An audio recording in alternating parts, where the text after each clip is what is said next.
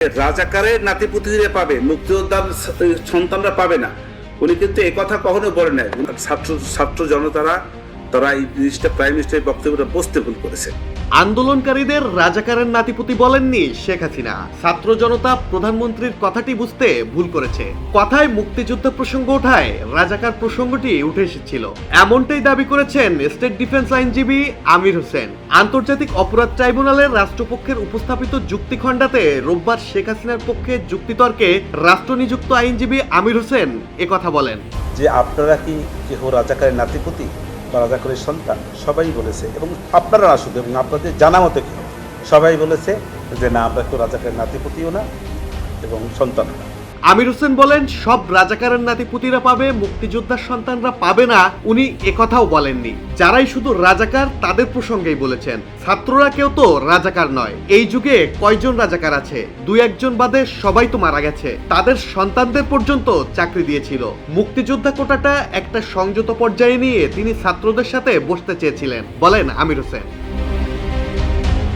আমির হোসেন আরো বলেন, একমাত্র আবু সাইদ ব্যতীত সম্মুখ সারির কেউ আন্দোলনে মারা যাননি। যদি টার্গেট কিলিং হতো তাহলে শেখ হাসিনা তার কর্মী বাহিনী ও আইন শৃঙ্খলা বাহিনী দিয়ে হাসনাত আব্দুল্লাহ, সার্জিস আলম, নাহিদ ইসলামদেরও মেরে ফেলতে পারতেন। উনি তো মারেননি, তাহলে টার্গেট কিলিং কথাটি সঠিক নয়। আবু সাইদ ছাড়া আর কোন আন্দোলনকারী মুখ্য ভূমিকা যারা পালন করেছে তারা কি মৃত্যুবরণ করেছে? করে নাই।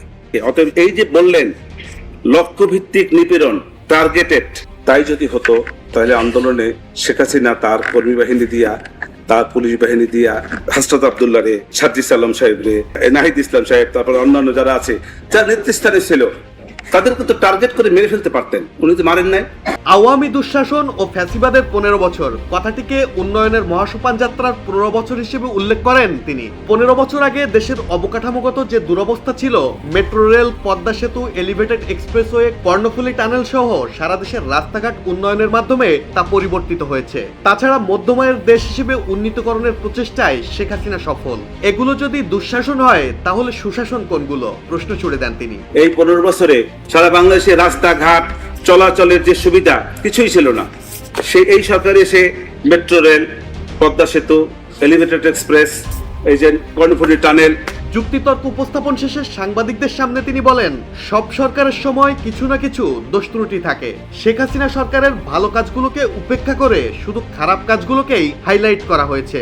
যে আইনে শেখ হাসিনার বিচার হচ্ছে এতে অনেক সীমাবদ্ধতা রয়েছে, তাই শেখ হাসিনার বিচার প্রশ্নবিদ্ধ হবে। শেষে শেখ হাসিনাকে নির্দোষ দাবি করে তিনি খালাস পাবেন বলেও প্রত্যাশা ব্যক্ত করেন আমির হোসেন। কোনো মানুষই ভুলে উঠবে না, কোনো সরকারই ভুলে উঠবে না। এইসব ভুল ত্রুটি সব সরকার আমলে হয়েছে, এই সরকারের আমলেও কিছু হয়েছে। শুধু 15 বছরের শেখ হাসিনার শাসনের বিপত্তি করে গেছে।